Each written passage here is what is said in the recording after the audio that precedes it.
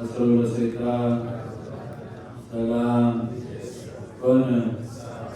በፍስሐና በሰላም እስከዚህ ሰዓት አቆይቶ ያደረሰን አምላካችን ስሙ የተመሰገነ ይሁን። ዛሬ የትምህርቱን ዕለቱን ትምህርት የሚያስተምረን ወንድማችን ዶክተር ኃይሉ ይሆናል። ለእሱ ሚስጥሩን ጥበቡን ለእኛ ሰሚ ጆሮ አስተዋይ ልቡና አምላካችን እንዲያድለን ፈቃዱ ይሆንልን።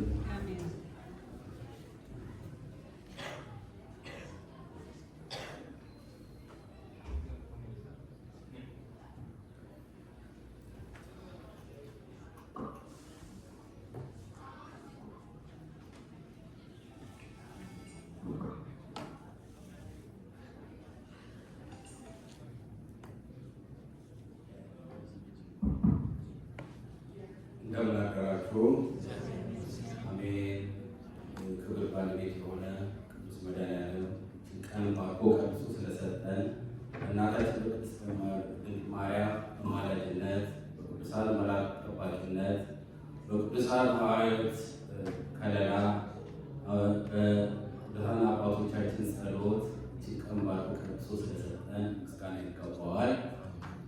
አባታችን ሊቀ ጉባኤ ዝናዋቸው የለ የዚህ የደብረ ምሕረት ቅዱስ ሚካኤል አስተዳዳሪ እንዲሁም የሀገረ ስብከታችን የካህናት አገልግሎት ኃላፊ እንዲሁም በክህነቱ ብርሃን ቄስ አስራት ጅቦ እንዲሁም በደብራችን ታላቅ አባቱን የሚያገለግሉ ዲያቆናት፣ መዘምራን፣ ታናናሽ ልጆች፣ ወንድሞች፣ እህቶች እንደምናደራችሁ፣ እንዴት ከረማችሁ?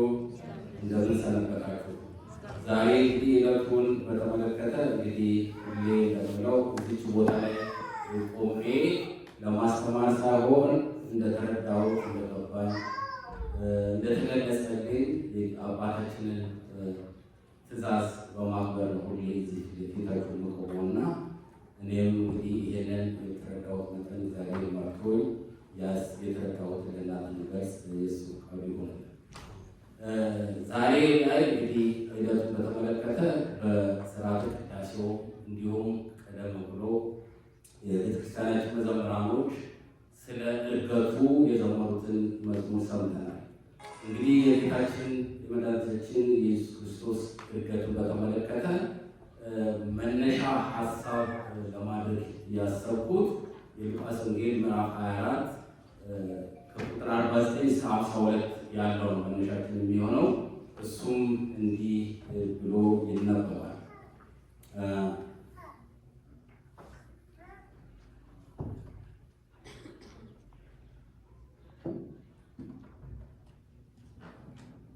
ከቁጥር 49 እነሆም አባቴ የሰጠውን ተስፋ እኔ እልክላችኋለሁ፣ እናንተ ግን ከላይ ኃይል እስክትለብሱ ድረስ በኢየሩሳሌም ከተማ ቆዩ።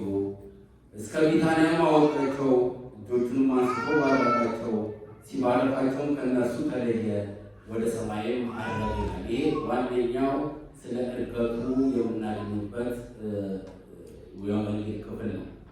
ስለዚህ ይሄንን የዕርገቱን በዚህ ወንጌል ላይ ሲገለጽ ዛሬ በመሰረቱ ለማውራት ከማሰብኳቸው ነገሮች ውስጥ አንዱ ዕርገት ማለት ምንድን ነው? ስለ ዕርገት ታሪካዊ አመጣጡ ለማውራት እሞክራለሁ። በሁለተኛ ደረጃ ደግሞ ለምንድን ነው ዕርገት በ40ኛው ቀን የተመረጠበት ምክንያት? በ40ኛው ቀን ውስጥ ምን አደረገ? ከትንሣኤው እስከ ዕርገቱ 40 ቀን አለ። እነዚህ 40 ቀኖች ውስጥ ለምን 40 ቀን ተመረጠ? በእነዚህ 40 ቀናቶች ውስጥ ምን አደረገ? ከዛም በኋላ በ40ኛው ቀን ላይ አረገ። ባረገበት ሰዓት ውስጥ ምን ምን ድርጊቶች ተከናወኑ የሚሉትን እንነጋገራለን። ከዛም በተጨማሪ ልክ መድኃኒታችን ኢየሱስ ክርስቶስ እንዳደረገው ሌሎቹ ቅዱሳኖች አድርገዋል። ለምሳሌ እንደ ኤልያስም እንዳደረገ፣ ሄኖክም እንዳደረገ በመጽሐፍ ቅዱስ ውስጥ እንረዳለን። የመድኃኒታችን ኢየሱስ ክርስቶስ ዕርገት ከሌሎቹ ዕርገት በምን ይለየዋል? ልዩ የሚያደርገው ነገር ምንድን ነው የሚለውን እያወራን ለመቆየት እንሞክራለን። እነዚህን ሀሳቦች በምናወራበት ሰዓት በመጀመሪያ ላይ እርገት ማለት ምን ነው? እርገት ማለት የግስ ሆኖ አድርግ ከሚለው የመጣ ቃል ነው። ይህም ማለት ከፍ ከፍ አለ ወደ ላይ መውጣትን የሚያመለክተን ነው። እነዚህ እንግዲህ ከፍ ከፍ አለ ወደ ላይ አወጣ በሚልበት ሰዓት እነዚህ ወንጌሎቹን በኋላ ላይ ያንዳንዳቸው የት ቦታ ላይ ምን ተባለ የሚለው ለማንሳት ሞክራል። ስለዚህ ይሄ ታሪካዊ አመጣጡን በምናይበት ሰዓት እስከ 4ኛው መቶ ክፍለ ዘመን ድረስ በመሰረቱ ጌታ ያደረገበት ትክክለኛው ወቅት በዘመነ ማቴዎስ ግንቦት 8 ሐሙስ ዕለት ነው የተካሄደ። ይሄ ትክክለኛው ጌታችን ያደረገበት ወቅት ነው። ግን 4ኛው መቶ ክፍለ ዘመን ድረስ ጥንታውያን ሲያከብሩት የነበረው ግንቦት 8 ብቻ ነበር። ከ4ኛው ክፍለ ዘመን በኋላ ግን አባቶች በሰሩልን ቀመር መሰረት መከናወን ያለበት በዕለተ ሐሙስ ሆኖ ከግንቦት 5 ወደ ታች ያልወረደ እስከ ሰኔ 9 ባለው ጊዜ ውስጥ መከበር አለበት የሚለው። ይህን በምናይበት ሰዓት በእነዚህ መካከል ውስጥ የመውጣት የለበትም። ግን ሐሙስን ተከትሎ ለምሳሌ አሁን 2017 ማለት በሀገራችን በ2017 ሲሆን በሀገራችን ላይ ትንሣኤን ያከበርነው በዚህ ዓመት ሚያዝያ 12 ነው። ከሚያዝያ 12 ጀምረን አንድ ብለን ስንቆጥር የምናርፈው ግንቦት 21 አሁን ባለፈው ሐሙስ ዕለት ያለ። ስለዚህ እነዚህ 40 ቀናቶች የሚውሉት እንዳጋጣሚ በዚህ ዓመት ግንቦት 21 ቀን ሐሙስ ዕለት ስለሆነ ሐሙስን ስለማይል ይሄንን ተከትሎ ነው አባቶች ስርዓት አድርገውልን ይሄንን ስንከተልበት ያለውና ይሄ እያንዳንዱ ከቤተክርስቲያናችን ከተሰራላት ስርዓቶች ውስጥ እንዴት አድርገን በምክንያት መሄድ እንዳለብን የሚለው ነገር ያለ። ስለዚህ ይሄን በተመለከተ ስለ እርገቱ ብዙ ነገር እንዳልኳችሁ በመጽሐፍ ቅዱስ በብዙ ቦታ ላይ እናገኛለን። በነቢያቶች በመንፈስ ቅዱስ አድሮባቸው ነቢያቶች ተናግረዋል። ከዛም ወዲህ እንደገና ደግሞ መድኃኒታችን ኢየሱስ ክርስቶስ ለደቀ መዛሙርቶቹ በተለይ በዮሐንስ ወንጌል ላይ በብዛት የምናገኘው እዛ ላይ የተናገራቸው ነገሮች አሉ። ለምሳሌ በመዝሙረ ዳዊት ላይ በምናይበት ስለ እርገቱ በምናገር መዝሙረ ዳዊት ምዕራፍ 23 ከቁጥር 9 እስከ 10 ድረስ ያለው በምናይበት ሰዓት እናንተ መኳንንት በሮቹን ክፈቱ፣ የክብር ንጉሥ ይግባ ሲል ይሄ እንግዲህ በሩ ይከፈት ሲባል የሰማይ በር እንዲከፈትና ስለ እርገቱ የሚያሳይ ነው። ይሄኛው ደግሞ ብርቱና ኃያል የሆነ ኢየሱስ ክርስቶስ ወደ ሰማይ ስለማረጉ የተነገረበት ቦታ ነው።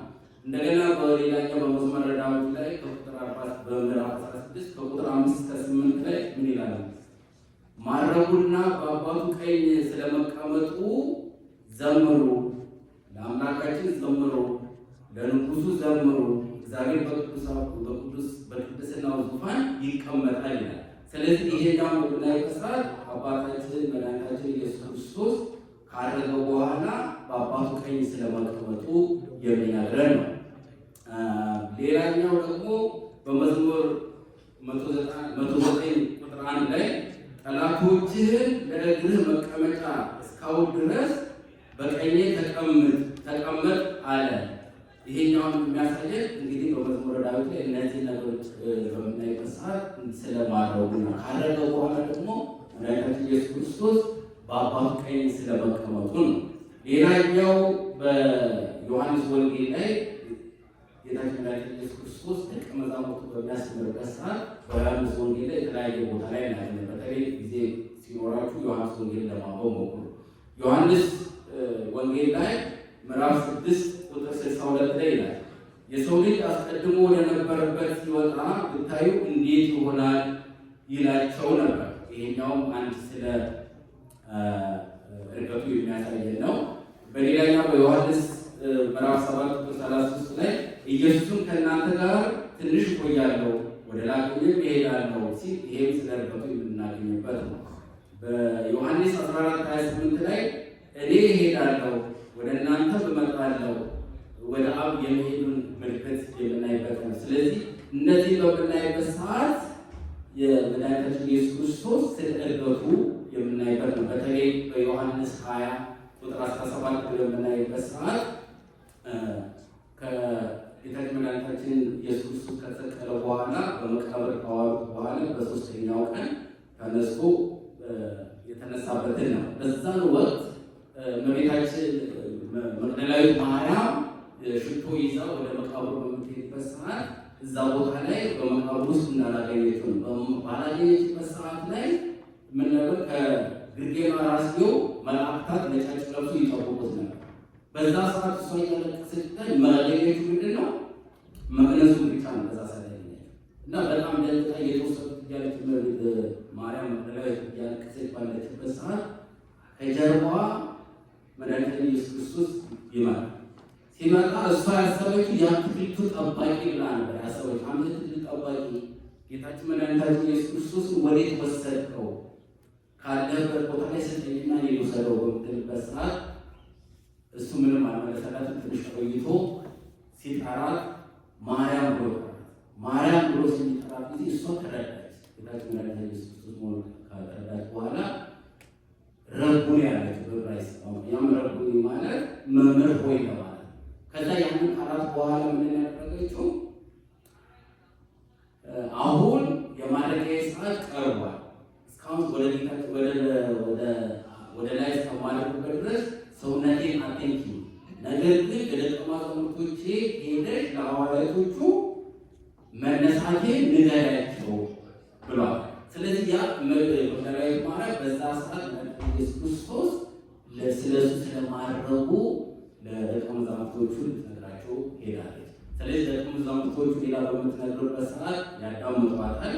መሽቶም ስለነበረ በራቸውን ዘግተው ይቀመጣሉ። በዛ ያም ብዙ ጊዜ እንግዲህ በራቸው በጊዜ ደቀ ሐዋርያቶች በራቸው በጊዜ የሚዘጉበት ሰዓት አይሁዶች ስለሚሆኑ በራቸው ዘግተው ተቀመጡ። ልክ እነሱ ዘግተው በተቀመጡበት ሰዓት ሰላም ለእናንተ ይሁን ብሎ ጌታችን መድኃኒታችን ኢየሱስ ክርስቶስ በእነሱ መካከል ይከሰታል። እነሱም አላመኑ። መነሳቱን እመቤታችን ነግረዋቸዋለች። እንደገና ደግሞ እሱ መጥቶ አጠገባቸው በሚገኝበት ሰዓት በጣም ተደናገጡ። እንደገናም ደግሞ ተደሰቱ። እሱ ለመሆኑ እንዳይጠራጠሩ ሰውነቴን እጄን እንደገና በጎኔ የተወጋሁበት ሙሉ ተመለከቷላቸው። ያ አንድ ማስረጃ የመነሳቱን ምልክት የምናይበት ነው። በዛ መካከል እንደገና ደግሞ ቶማስ ስላልነበረ ያን ነገር አላመነ። ስላላመናቸው ምንድን ያደረገው? ቶማስ እና አላመናችሁም፣ እሱ የተቸነከረበትን ጣቶቹን ጣቴ ካላስገባው በቸነከረበት ጎኑ እጄ ካላስገባው በስተቀር አላመነም።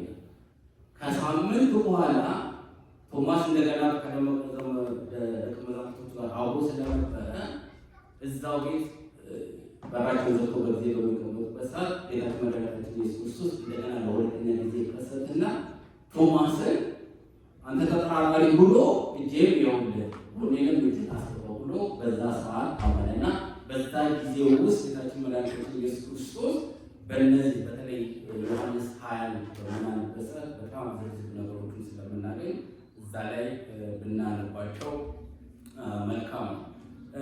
ይህንን ካልኩኝ በኋላ ጌታችን መድኃኒታችን ኢየሱስ ክርስቶስን ለምን በአርባኛዋን ቀን ቆጥሮ ለምን በአርባኛው ቀን አረገ? ለምን የተመረጠ 40 ቀን ለምን ተመረጠ በሚልበት ሰዓት እነዚህ ለማየት እንሞክራለን። እንደምታስታውሱት በገዳመ ቆሮንቶስ 40 ሌሊት እንደጾመን እናስታውሳለን። የአብይ ጾሞች በምናይበት ሰዓት 40 ቀን 40 ሌሊት የተጾሙባቸው አንደኛው እነዚህ ምልክቶች ናቸው። ከነዚህ በኋላ ግን ትልቁና ዋነኛዎቹ አራት ነጥቦች አሉ። 40 ቀናቶች የተመረጡበት ምክንያት እነዛኛ 40 ቀኖቹ ከተመረጡት ውስጥ በተለይ ይህን በተመለከተ ከትንሣኤ በኋላ አብሮ ቅድም ከነገርኳቸው የመጽሐፍ ቅዱስ ቃል አንፃር ከተነሳ በኋላ ሐዋርያቶች ባሉ ደቀ መዛሙርቶች ባሉበት ሰላም ለእናንተ ሁሉ በመገኘቱ እሱ አብሯቸው እንዳለ ከተነሳ በኋላ ከማድረግ በፊት አብሯቸው እንደነበረ አንድ የምናይበት ምልክት ነው። ቅድም እንዳልኳቸው ቶማስ በአካል እየዳሰሰ በተቸነከረበት ጣቱ ውስጥ በተወጋበት ጎን ውስጥ እጁን እያስገባ ያየበት በዛ በ40 ቀናት ውስጥ ከትንሣኤ በኋላ ማድረግ ባለበት ጊዜ ውስጥ የምናይበት ነው። ይሄኛው ነገር ምንድን ነው? ዋናው እርገቱ የጌታችን መድኃኒታችን ኢየሱስ ክርስቶስ በአካል ከነሱ ጋር መሆኑ እንደገና በአካል ከነሱ ጋር ከመሆኑ የተነሳ ነው በዛ በ40 ቀን ውስጥ እነሱን ሲያስተምራቸው እንደነበረ የምናይበት ዋነኛው ምክንያት ነው። ከዚህ ጋር በተነሳ ስለ እርገቱ በምናወራበት ሰዓት እርገቱ ደግሞ አማናዊ ነው። እርገቱ አማናዊ ነው ስንል እንደዚህ አማናዊ ነው ከተባለ የሚታመን የሚታይ የሚጠበቅ ማለት ነው። ምክንያቱም የአማናዊነቱን የምናይበት ዋና ምክንያት ምንድን ነው? ጌታችን ልክ 40ኛው ቀን በሚያደርግበት ሰዓት ከፍ ከፍ እያለ በአንድ ጊዜ አለ የተሰወረ 40 ቀን ጠብቆ ከፍ ከፍ እያለ በደመና ተውጦ ወደ ሰማይ አረገ ነው። ስለዚህ ይሄን በምናይበት ሰዓት እድገቱ ምንድን ነው? አማናዊ ነው፣ እያዩት ነው ያለው። ነገር ግን ምትሃቱ ልክ ጌታችን መድኃኒታችን ኢየሱስ ክርስቶስ በሦስተኛው ቀን እንደተነሳ ወዲያውኑ ቢያደርግ ኖሮ ምትሃታዊ ነው ብሎ ለማመንም ሌሎች በእምነት ተከታዮች ያሉ ሰዎች ይህን ነገር ለመቀበል ያዳግት ነበር። ዛሬ በምሳሌ በአካል ራሱ ተገኝቶ እድገቱ አማናዊ መሆኑን ለማስረዳት የተጠቀሙበት። በሁለተኛ ደረጃ ደግሞ መጽሐፈ ኪዳንን ሲያስተምራቸው መጽሐፈ ኪዳንን ሲያስተምራቸው ስለ መጽሐፈ ኪዳን እዚህ ላይ እንግዲህ ያው ትንሽ ሰፋ ያለ ነገር ነው። ዋና ሰዎች ለመናገር ሞክር።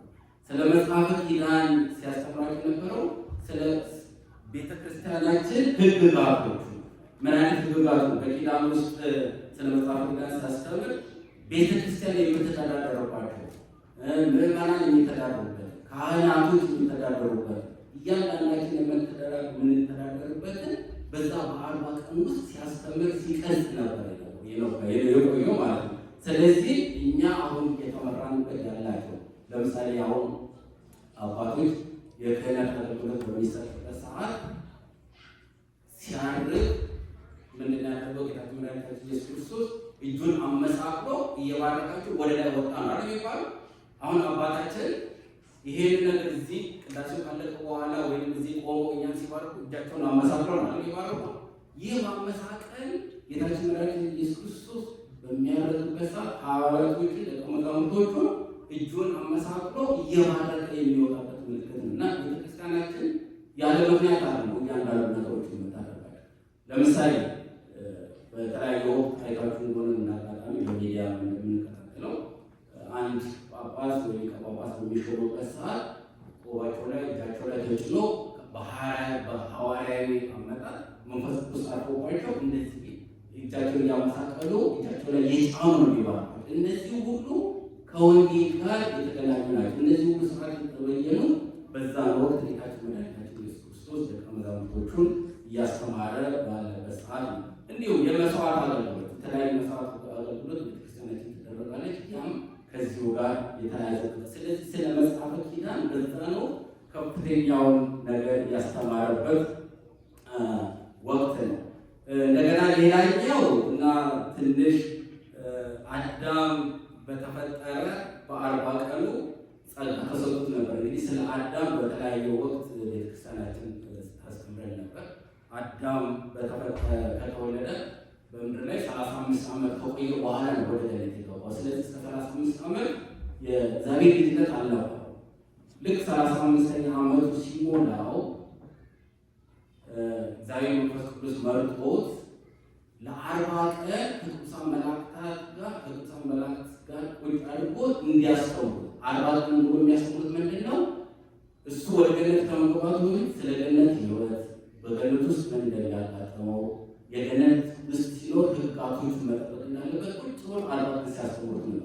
ጌታም ልክ የዛ ምሳሌ 40 ቀን ሙሉ ከትንሣኤ በኋላ ስተርገቱ ደቀ መዛሙርቶቹን ሲያስተምር ነበር። ይህም በምሳሌ የሚገለጽበት ነው። ስለዚህ ጌታችን መድኃኒታችን ኢየሱስ ክርስቶስ አዳም 40 ቀን መላእክት በዝማሬ በእልልታ እያጀቡት በብርሃን ወደ ገነት ገባ።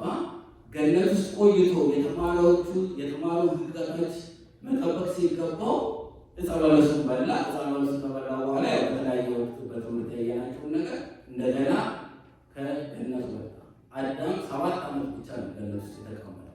ስለዚህ ይሄ 40 ቀን ቅድም ያልኳችሁ ቤተክርስቲያናችን ያስተማረችልን ጌታችን መድኃኒታችን ኢየሱስ ክርስቶስ ከትንሣኤ እስከ ዕረፍቱ 40 ቀን የቆየበትን ይሄም እንዳለ ምሳሌና መጨረሻ ላይ ያቺ 40 ቀን ጌታ በምድር ላይ የቆየበት እስከ ዕረፍቱ ድረስ እኛን የሚያስተምርበት የአዳም ዘሮች ያጡትን ልጅነታቸው ምክንያቱም አዳም ወደ ሲኦል ከተወረወረ በኋላ ያለው ልጅነቱን አጥቷል። እኛም የአዳምን ልጅነት ለመመለስ ለመጠየቅ 40 ቀን ቆይቶ ከዛ በኋላ እንደገና በሚያደርግበት ሰዓት የአዳም ልጅነቱን የተመለሰበትን የመስራች የተነገረበት ነው። ስለዚህ እነዚህ ከዚህ ጋር ይገናኛሉ።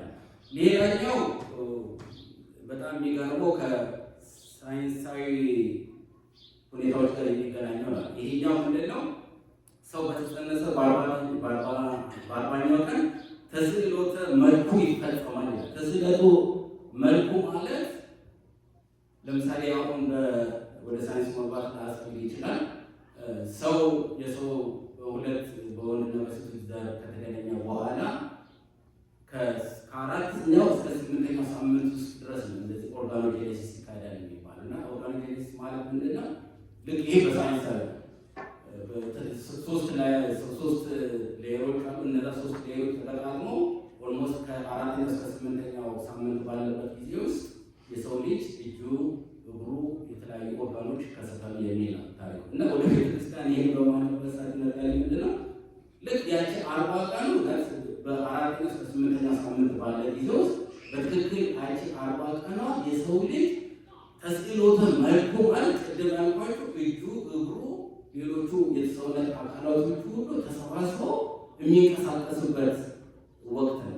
ስለዚህ ይሄንን ነገር ለማሳየት እግዚአብሔር በጽንሱ ውስጥ እንዳለ ሰውን አወቀው ይላል። ያ እንግዲህ በዛች ውስጥ በ40ኛው ቀን ተስዕሎተ መልኩ የተሰጠበትና ብዙዎች ደግሞ የ40 ቀን ዕድሌ ነው ይሄ ነገር አሁን ያተሳካል የሚባል እና ብዙ ጊዜ የ40 ቀን ዕድልን ከዚህ ጋር ያገናኘው በአንዳንድ አባቶች እያያዛል ይላል፣ አንዳንድ አያያዝም ይላል። እኔ ግን ያው በመሰረቱ በዛች እጅ፣ እግር የተለያዩ አካል ከተሰጠው ያ ሰው ከተወለደ በኋላ እግዚአብሔር በሰጠው እጁ፣ እግዚአብሔር በሰጠው እግሩ ወደ ጥሩ ቦታ ላይ ከሄደ ጥሩ ድርጊት ካደረገ ገነትን እንደሚወርስ፣ እግዚአብሔር በሰጠው እጁ፣ እግዚአብሔር በሰጠው እግሩ ወደ መጥፎ ቦታ ከሄደ ሲኦል እንደሚገባ ነው። እነዚህ እንግዲህ የሰው ልጆች የራሳቸው ምርጫ ነው። እነዚህ ምርጫዎች ካደረጉ እግዚአብሔር በዛች ቀን ተስዕሎተ መልኩን ይፈጽምበት ስለሆነ እነዚህ ሁሉ እግዚአብሔር በዛ በ40ኛ ቀን ውስጥ የደረጋቸው ውስጥ አንዱ ምሳሌ ነው። ሌላኛው ደግሞ ቤተክርስቲያናችን ውስጥ እንግዲህ ምናልባት በተለያየ ወቅት ሰምታችሁ ሊሆን ይችላል ስለ ሰጎን እንቁላል። የሰጎን እንቁላል የሚፈለፈለው ከ40 ቀን በኋላ ነው። ነገር ግን የሰጎን እንቁላል ሊፈለፈል ከተፈለገ ሴቷ ሰጎን የተጣለውን እንቁላል እንዲፈለፈል ከፈለገች ከሰጎን እንቁላሉ ላይ አይኗን በፍጹም ዞር ታያዋለች፣ ትቆጣጠረዋለች። ምናልባት ሴቷ ሰጎን እንኳን ቢደክማት ወንዱ ሰጎን እየመጣ እየቀየረ 40 ቀን ሙሉ አይናቸውን ከሰጎን እንቁላል ላይ ሳያነሱ ልክ በ40ኛው ቀን ይፈለፋል። በዛች 40 ቀናት ውስጥ ግን አይናቸውን ከሰጎን እንቁላል ዞር ካደረጉ እንቁላሉ ይሰበሳል፣ ልጃቸው ናል። ስለዚህ ቤተክርስቲያን ምናልባት ሰምታችሁ ሊሆን ይችላል። ቤተክርስቲያን በቤተክርስቲያን አሰራር አይታችሁ ነው አገር ቤት ላይ ጉልላቶች ላይ የሰጎን እንቁላል የሚመስል ምልክት አይታችሁ ሊሆን ይችላል። የሰጎን እንቁላል በቤተክርስቲያን ትልቅ ምሳሌ አለ። ስለዚህ ጌታም የሰጎን እንቁላሎቹ ቁጥራቸው ይለያያል። በቤተክርስቲያን ጉልላት የሚቀመጠው ያም 3፣ 5፣ 6፣ 7 እና 12 ነው። 3 የምን ምልክት ነው? የመድኃኒታችን የሥላሴ ምልክት ነው፣ አብ ወልድ መንፈስ ቅዱስ ማለት። 5 ማለት ደግሞ ጌታ በሚሰቀልበት ሰዓት 5 ቦታ ነው የተቸነከረው፣ የነዚህ ችንካሮቹ ምልክት ነው። 6 ደግሞ የሚያሳየው ደግሞ የወንጌል ነው። 7 ደግሞ በምናይበት ሰዓት የሰባቱ አዕማደ ምስጢራት የምንላቸው ናቸው። ከምስጢረ ጥምቀት አንስተን እስከ ቁርባን፣ ምስጢረ ሥላሴ፣ ምስጢረ እነዚህ 7 ናቸው። 12 ደግሞ የሐዋርያቶች ናቸው። የሰውን እንቁላል የቤተክርስቲያን አናት ላይ በሚቀመጥበት ሰዓት እነዚህ ምሳሌ አድርጎ ልክ ቅድሙ ሰቆሮቹን ታሪክ እንደነገርኳችሁ እግዚአብሔር አይኑን ከቤተክርስቲያን ላይ አይነቅልም። ቅድም እንዳልኳችሁ እነዚህ 3፣ 5፣ 7፣ 12ቶቹ የኛ መሰረታዊ ዋና መማሪያዎቻችን እንደ ዶግማ የምንወስዳቸው ነው። እነዚህን ካፈረስን ልክ እንደ ሰጎን እንቁላል የመበላሸት ምልክት ሊያጋጥመን ይችላል። ስለዚህ እኛ ልክ የሰጎኗን እንቁላል 40 ቀን እንደተጠበቀው ቤተክርስቲያናችንን በስነ ስርዓት በአይነቁራኛነት መጠበቅ እንዳለብን በቤተክርስቲያን ውስጥ ደግሞ የሰጎን ምልክቷ እዛ ላይ ባለችበት ሰዓት በትኩረት እንከታተል ሲባል እንደዚህ ወደ ሀሳባችን ከዚህ መውጣት እንደሌለበት መውጣት መግባት የተለያዩ ንግግሮች ምክንያቱም እነዛ ነገሮች ፈጣሪያችን መድኃኒታችን ኢየሱስ ክርስቶስ ሲያስተምረን በሰጎን እንቁላል አድርጎ ነው እነዚህ ሁሉ የሚያስተምረን ስርዓቱን ደንቡን መጠበቅ እንዳለብን ልክ ሰጎን እንቁላል ዞር ስትል እንደሚበላሸው ሁሉ እኛ በቤተክርስቲያን ውስጥ የምናደርጋቸው ማንኛቸውም ነገሮች ከዚህ ጋር በንጽህና በጥንቃቄ በአስተውሎ ማድረግ እንዳለብን ነው። ስለዚህ እነዚህ የ40 ቀን ምሳሌዎች ናቸው። እነዚህ 40 ቀን ምሳሌዎቹ እነዚህ ናቸው። ሌላኛው በእርገቱ ወቅት ላይ እግዚአብሔር መድኃኒታችን ኢየሱስ ክርስቶስ ያከናወናቸው ነገሮች ምንድን ናቸው? እነዚህ ካከናወናቸው ነገሮች ውስጥ ለማየት እንሞክራለን። በመጀመሪያ ደረጃ የተከናወኑት እንግዲህ ቅድም ያወራችሁ በ40 ቀኖች ውስጥ ምን ተደረገ፣ ለምን ተመረጠ፣ ምን ተደረገ የሚለው ነገር ነው። አሁን ደግሞ ወደ እርገቱ ነው። ልክ 40ኛው ቀን ላይ ሲደርስ ጌታችን መድኃኒታችን ኢየሱስ ክርስቶስ ምን አደረገ የሚለው ለማየት እንሞክራለን። ይህን የምናገኘው ቅድም አንብቤላችኋለሁ ሉቃስ 24 ምዕራፍ 24 ከቁጥር 49 እስከ 52 ድረስ ያለውን ማንበብ እንችላለን። ሌላኛው ደግሞ የሐዋርያት ሥራ ምዕራፍ 1 ከቁጥር 1 እስከ 11 ይሄ በስነ ስርዓት ሁሉን ለማንበብ ከሞከርን አሁን የምናወራቸው ይሄ ለማንበብ እዛ ላይ በምናይበት ሰዓት መድኃኒታችን ኢየሱስ ክርስቶስ ደቀ መዛሙርቱን ከኢየሩሳሌም አንስቶ ወዴት የወሰዳቸው? ወደ ቢታንያ ወሰዳቸው።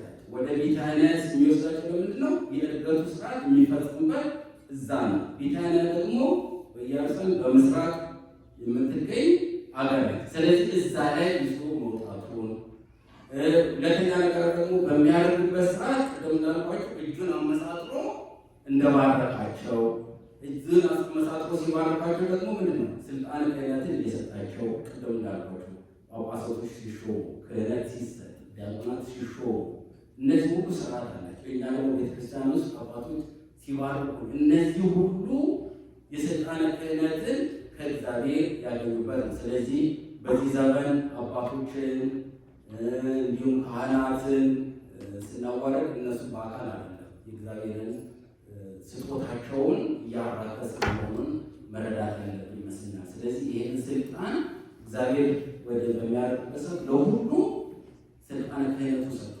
እንዲባርኩ እንዲሾሙ ሰጥቷቸው፣ እነዚህን አባቶች ደግሞ እንዲባርኩ እንዲሾሙ ከሰጣቸው ደግሞ በሱ የተመረጡ ናቸው።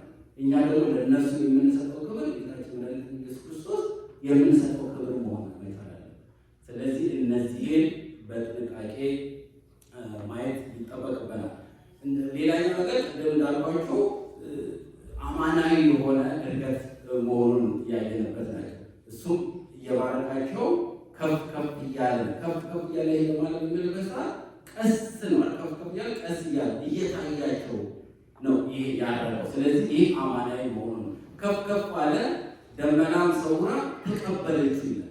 ከፍ ከፍ ያለ ደመናም ሰውራ ተቀበለችው ሲባል ስለ ደመና በምናወራበት ሰዓት ታስታውሳላችሁ። በተለያየ ወቅት እግዚአብሔር በደብረ ታቦር በደመና ውስጥ እንዴት የክብሩ መገለጫ እንደሆነች ያንን በዮሐንስ ራእይ ምዕራፍ 1 ላይ ቁጥር 7 ላይ እነሆ በሰማይም ከደመና ጋር ይመጣል ዓይንም ሁሉ ያዩታል ይላል። ስለዚህ በደመና ውስጥ ሊከፍ ከፍ እያደረገ የሚሄድበት። ሌላኛው ደግሞ በስለ ደመና በምናይበት ሰዓት እግዚአብሔር ለእነ ሙሴ በደመና አምድ ላይ ሆኖ እንዴት ይገለጥላቸው እንደነበረ። ምክንያቱም ሙሴ ድንኳኖቹን ደቁኖ ጽላተ ሙሴ በሚቀመጥበት ሰዓት እግዚአብሔር በደመና ላይ ሆኖ እንዴት እንዳያቸው እና ከፍ ከፍ እንዳደረጋቸው በደመና ከፍ ከፍ ሲል መላእክት ነጫጭ ልብስ ታውተውታል። እዛ የዕርገቱ ዕለት በሚያደርግበት ሰዓት በደመና ውስጥ መላእክታቶች አጅበውታል። ብቻውን አለ ነጭ ለብሰዋል። ያ ማለት የነጭ ልብስ ምልክት በቤተክርስቲያናችን ምንድን ነው? የደስታ የተስፋ ምልክት ነው። ስለዚህ ዕርገትን በምናስብበት ሰዓት በደስታ በእልልታ በሆይታ መሆን እንዳለበት ነው። ነገር ግን መላእክት ለሐዋርያቶች ምን ብለዋቸዋል? መላእክት ለሐዋርያት እናንተ የገሊላ ሰዎች ለምን ወደ ላይ ሽቅብ እንዳያችሁት እንዲሁም ተመልሶ የመምጣቱ ምልክት ነው። ስለዚህ እዛው ላይ መላእክታቶች ነጫጭ ለብሰው ለሐዋርያቶች የሰጣቸው ምስክርነት ምንድን ነው? ልክ እንዳረገው ሁሉ ተመልሶ እንደሚመጣ ነው። ስለዚህ የኢየሱስ ክርስቶስ ወደዚህ ምድር ተመልሶ የመምጣቱን ምልክት የምናይበት ነው። ሌላኛው በጌታ በቦታ አቅጣጫ ለይቶ በቀኝ መቀመጡን ቅድም በተለያየ ጥቅሶች ላይ ለማየት ሞክረናል። ይህንን በተመለከተ በማርቆስ 16:19 ላይ ጌታ ኢየሱስም ከእነርሱ ጋር ከተነጋገረ በኋላ ወደ ሰማይ አረገ፣ በእግዚአብሔር ቀኝ ተቀመጠ። ካረገ በኋላ እንደገና ደግሞ በእግዚአብሔር ቀኝ መቀመጡት በማርቆስ 16:19 ላይ እናያለን። እንግዲህ በቀኝ ጌታ በሚቀመጥበት ሰዓት ይህን ነገር ስለ ቀኝ ብዙ ነገር ማውራት ይችላል። እሱም ሌላ ጊዜ ማወቅ ይችላል። ምክንያቱም እግዚአብሔር በአባቱ ቀኝ ሲቀመጥ ዕብራውያን ላይ ማግኘት እንችላለን። ዕብራውያን ምዕራፍ 1:3 ላይ ጳውሎስ እንደነበረ በሰማያት በአባቱ ቀኝ ወይ በግርማው ቀኝ ተቀመጠ። ይሄ እንግዲህ በዕብራውያን ላይ ነው። ግን እንደገና ዕብራውያን ምዕራፍ 8:1 ላይ በግርማው ዙፋኑ በቀኝ የተቀመጠው ሊቀ ካህናታችን ነው። እንግዲህ ይሄም ካረገ በኋላ በአባቱ ቀኝ መቀመጡ ነው። ቀኝን ምልክት በምናይበት ሰዓት ብዙ ነገሮችን እናያለን። የቀኝ ምልክት እንግዲህ በተለያየ አጋጣሚ በተረት ቢሆን በአባባል ቀኝ አውሌ ይባላል። ቀኝ አውሌ ሲባል እንግዲህ መልካም ቀና ቀናውን ይስጥልን ለማለት በግዱ በሀገራችን። እዚህኛው ላይ በምናይበት ሰዓት ጌታችን መድኃኒታችን ኢየሱስ ክርስቶስ በአባቱ ቀኝ የመቀመጡ የጌትነቱ የባለቤትነቱ ኃያልነቱን መተካከሉን ኃይሉን ስልጣኑን የምናይበት ነው። ስለዚህ እነዚህ መሰረታዊ ነገሮች ናቸው። በአራተኛ ደረጃ ላይ ለማንሳት የምፈልገው ኢየሱስ ክርስቶስ ዕርገት ለምን ነው ጎልቶ የታየው ከሌሎቹ ዕርገት? ምክንያቱም ዕርገትን በኤልያስ አይተናል፣ ዕርገትን በሄኖክ አይተናል። ኤልያስ በሚያደርግበት ሰዓት ያየናቸው ምንድን ነው? በእሳት ነበልባል በደመና አዝኖናል የወጣው። እንደገና ሄኖክም እንደዚሁ የእግዚአብሔርን አድራጎት አቅርቦት ስላከበረው ሄኖክም እንዲያረጋግጥ። ነገር ግን በጌታችን መድኃኒታችን ኢየሱስ ክርስቶስና በቅዱሳን ዕርገት መካከል ትልቅ ልዩነት አለ። እነሱ በራሳቸው ማድረጋቸው ስልጣኑ የማን ነው? ጌታችን መድኃኒታችን ኢየሱስ ክርስቶስ ነው። በሱ ስልጣን እንዲያደርጉና ወደሚፈለግበት ቦታ እንዲሄዱ የሚያዛቸው ጌታችን መድኃኒታችን ኢየሱስ ክርስቶስ በራሱ የተከበረ በመሆኑ ምንም አይነት ሌላ እርዳታ የማይፈልግ አምላክ ንጹሕ አምላክ በመሆኑ ልክ ከእነሱ የሚለየው ምንድን ነው? በራሱ በስልጣኑ ያደረገበት ነው። ስለዚህ እንደገና ያን ካደረገ በኋላ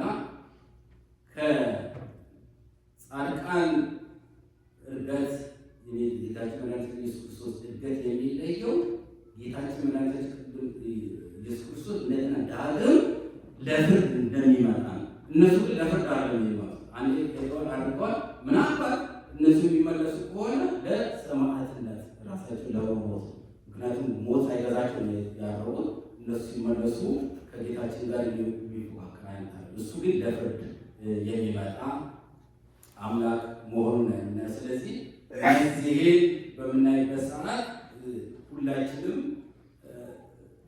ይሄንን ነገር ከመላእክቶች ጋር ያለው ግንኙነት ጌታችን መድኃኒታችን ኢየሱስ ክርስቶስ ኃያልነት የምናይበትን ነው።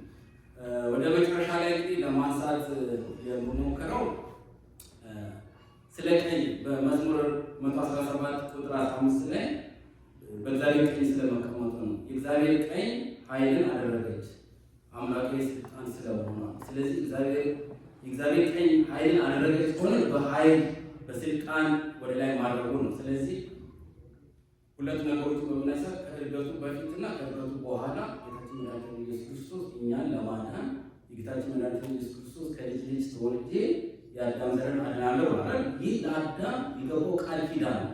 ምክንያቱም አዳም 7 ዓመት ቆይቶ ከገነት ወደ ሲኦል የሚወረወርበት ሰዓት ጌታን በጣም አጥብቆ የለመነው ያለቅስ ነበር። በዛ ሰዓት ተቀብሎ ይቅር ሊለው ይችል ነበር። ነገር ግን ከልጅ ልጅ ተወልጄ በዓለም መጥቼ አድናለሁ ባለው ቃሉ መሰረት እግዚአብሔር ከእመቤታችን የቃል ስጋ መልአክ ተብሎ እንደተነገረን በዛ መሰረት ከመጣ በኋላ በቤተልሔም በጨርቅ የተጠቀለለ ነበር አለ። ወደዚህ ሲመጣ ሲወለድ በጨርቅ ተጠቅልሎ ነበር። በኋላ ግን ሲያደርግ ምንድን ነው ኃይል ስልጣን ያለው የምናይበት ምንድን ነው? በክሩቤል ክንፎች ተጋርዶ ወደ ላይ አረጋል። ወደ ምድር ሲመጣ ምንድን አለ? በከብቶች በረት በጉሮኖ ውስጥ በጨርቅ ተጠቅልሎ እንደ አልባሌ ሰው ነበር ሲያዝ። በኋላ ግን በሚያደርግበት ሰዓት ምንድን ነው የሆነው? በክሩቤል ክንፎች ተጋርዶ በመላእክታት በሽሻው በደስታ አድርጎ ነበር ያደረገበት። እንግዲህ የጌታችን መድኃኒታችን ኢየሱስ ክርስቶስ ከምንማርባቸው አንዱ ይሄ ነው። በዚህ ዓለም የተጠማ ነበር፣ የተራበ ነበር፣ ይወገር ነበር፣ ይደበደብ ነበር። ከዛ በኋላ ካደረገው በኋላ ግን እነዚህ ሁሉ እንደጠፉ እንደገና ደግሞ በምስጋና በደስታ ወደ አባቱ ቀኝ እንደሄደ የምናይበት ነው። እንደገና ደግሞ በመቃብር 3 ቀን 3 ሌሊት የቆየው ስጋ እንደገና ደግሞ ምንም ግንቡ ወደማይናድበት ዘላለማዊ የሆነ ጠንካራ መሰረት ያለበት ወደ አባቱ የሄደ መሆኑን የምናየውና ስለዚህ እኛ እነዚህ ሁሉ በምናይበት ሰዓት ከዚህ የምንማራቸው ነገሮች ምንድን ነው? ቤተክርስቲያናችን